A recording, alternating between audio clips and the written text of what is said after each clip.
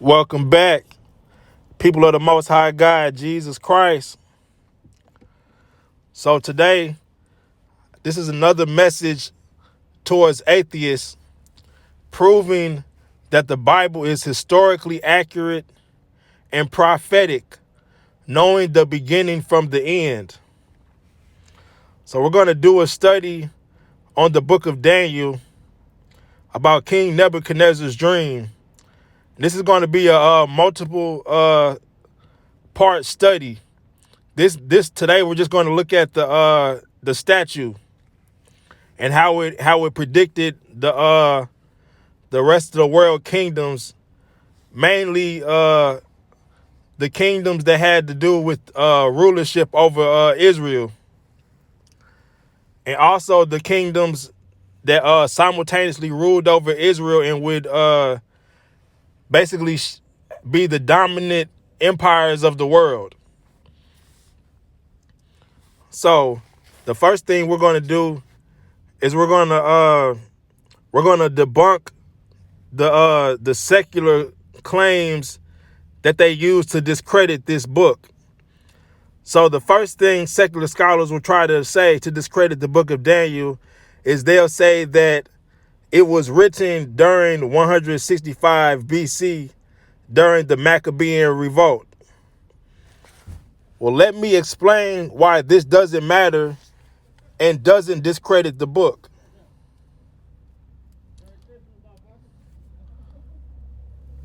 For one, the Jews had what is called the oral Torah.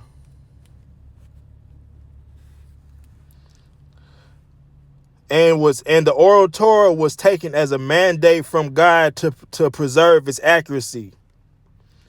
You can tell its accuracy because it perfectly describes what was going on during the time. Do you understand that, right? The oral Torah that was passed down so that the book of Daniel could be recorded correctly, it perfectly tells what was going on during the time.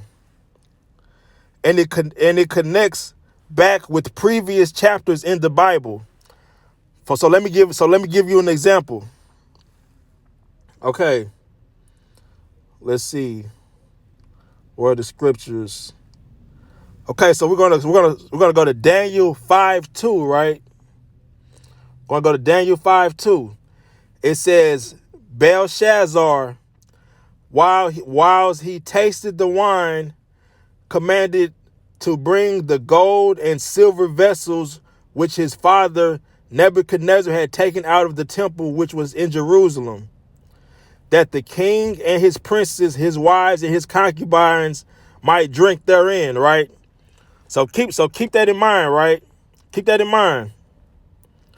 It from at this point, right, in the book of Daniel, it's talking about how how Nebuchadnezzar's son Belshazzar had brought all the items from the temple which they had ransacked, right?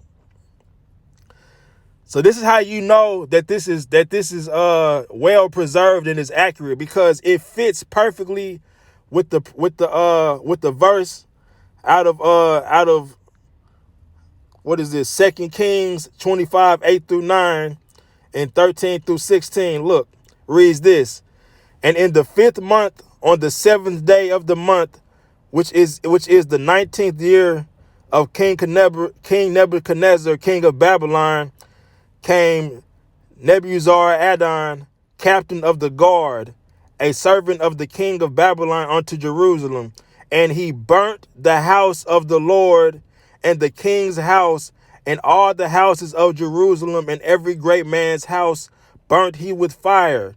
And the pillars of brass that were in the house of the Lord, and the bases and the brassen sea that was in the house of the Lord, did the Chaldeans break in pieces, and carried the brass of them to Babylon, and the pots and the shovels and the snuffers and the spoons and all the vessels of brass wherewith they ministered took they away, and the fire pans and the bowls and such things as were of gold, and of silver, and silver the captain of the guard took away.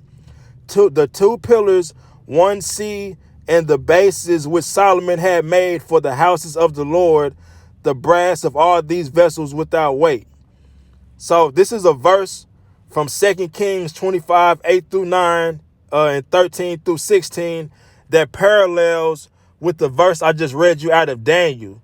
So I ask you again, if this was not well preserved, why does it fit right in with this verse out of 2 Kings, which is historically along the same timeline?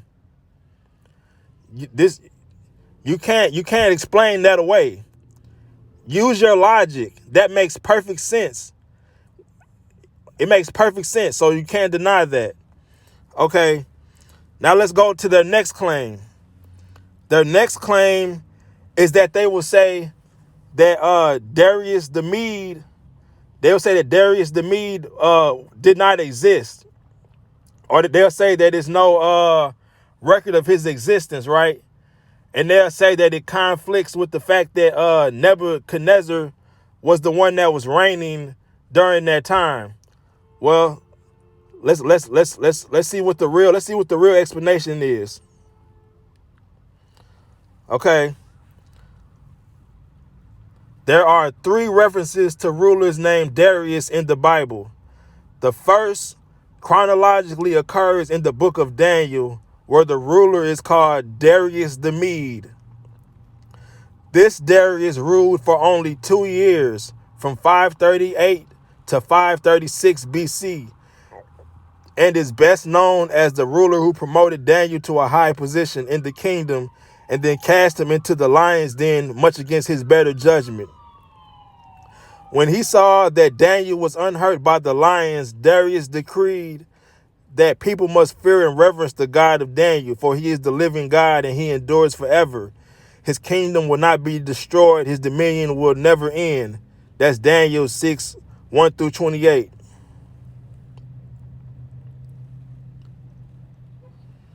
Daniel 6:28 refers to the reign of Darius and the reign of Cyrus the Persian, showing that Darius and Cyrus ruled concurrently.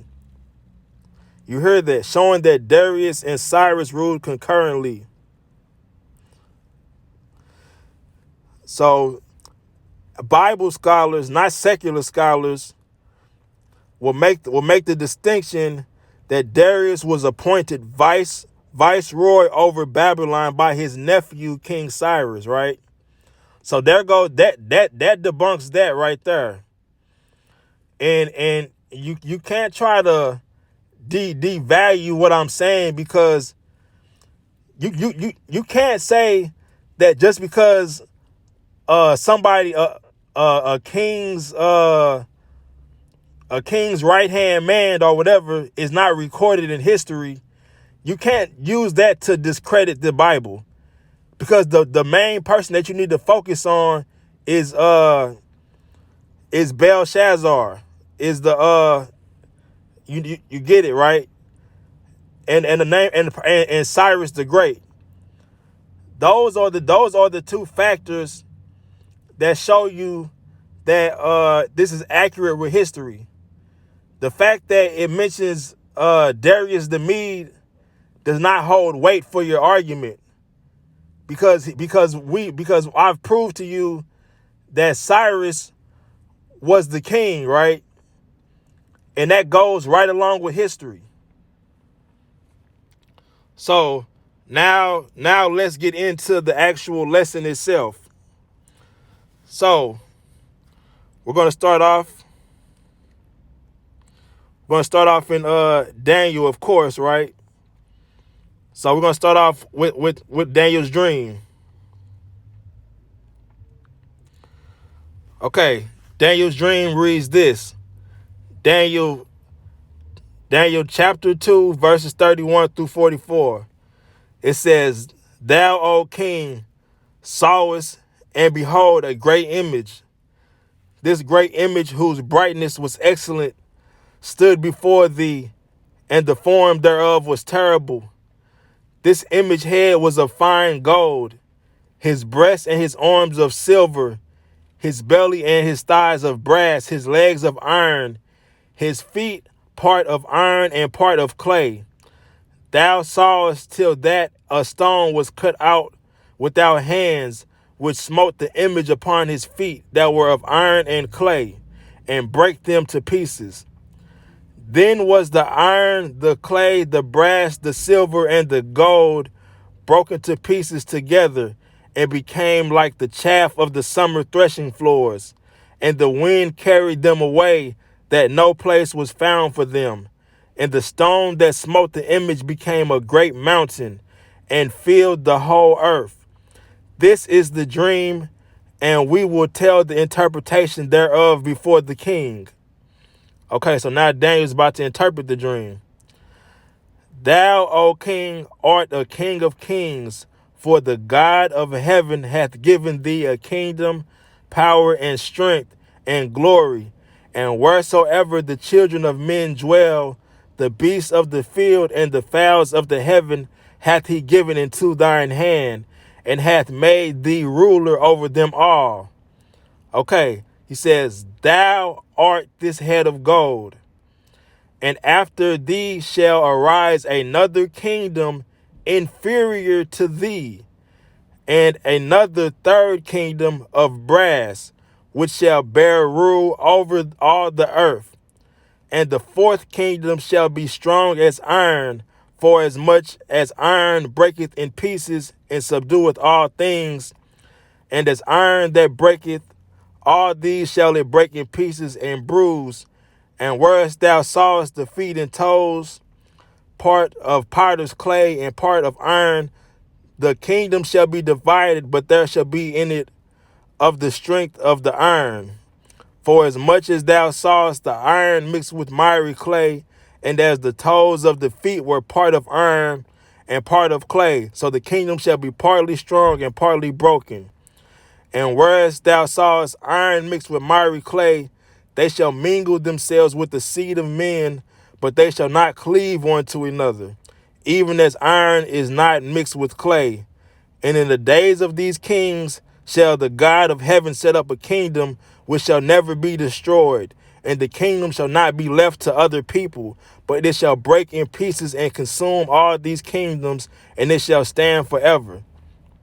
Okay, so we're going to now we're going to go down the statue, and I'm going to be going to scriptures in the book of Daniel to let you know that that all these kingdoms talked about are really the kingdoms that are claimed in this book.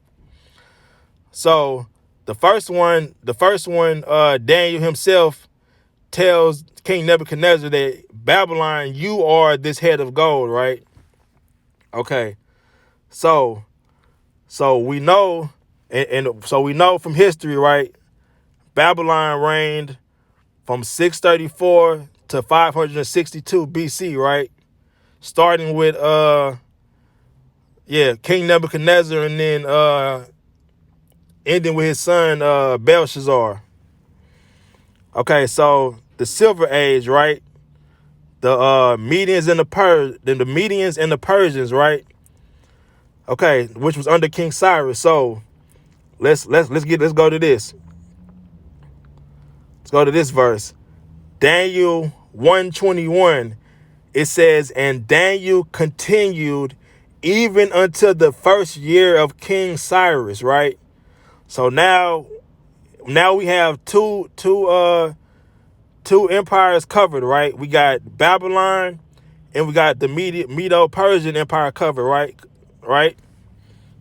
So let's see. Now we're going down to the Bronze Age, right? The Greece Empire. Okay.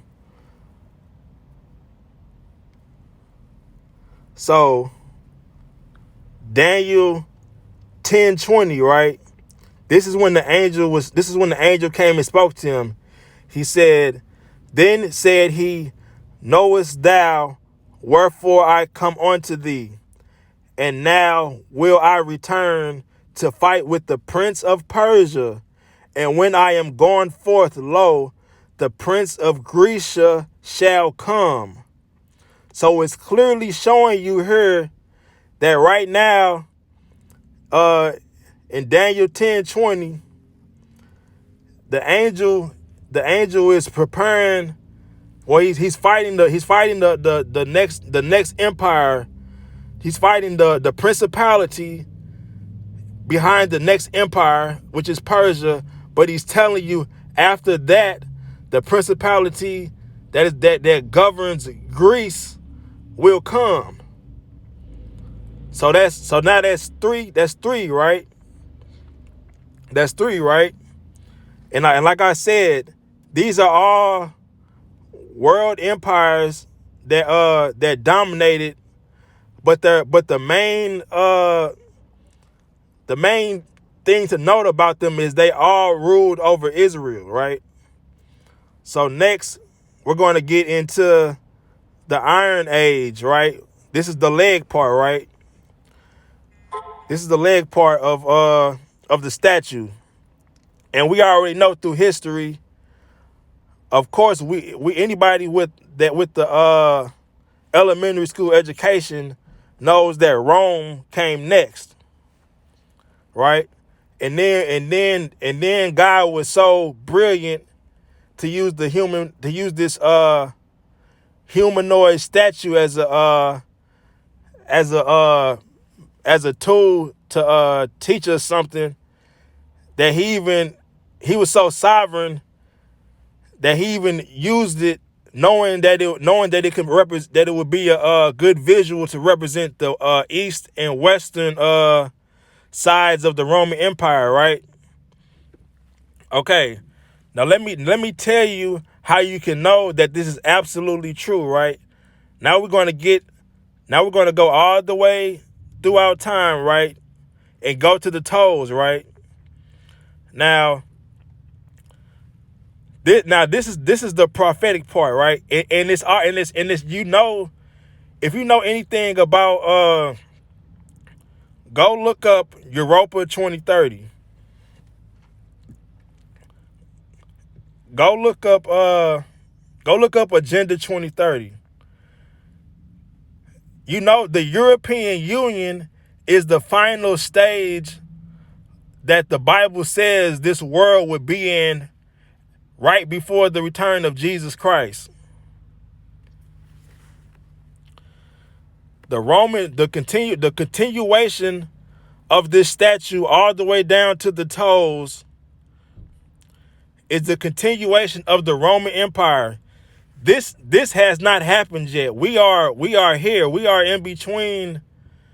We are at this phase where we're coming up unto the point of the European Union, which is going to be it's the same countries. It's basically it exactly is the continuation of Rome.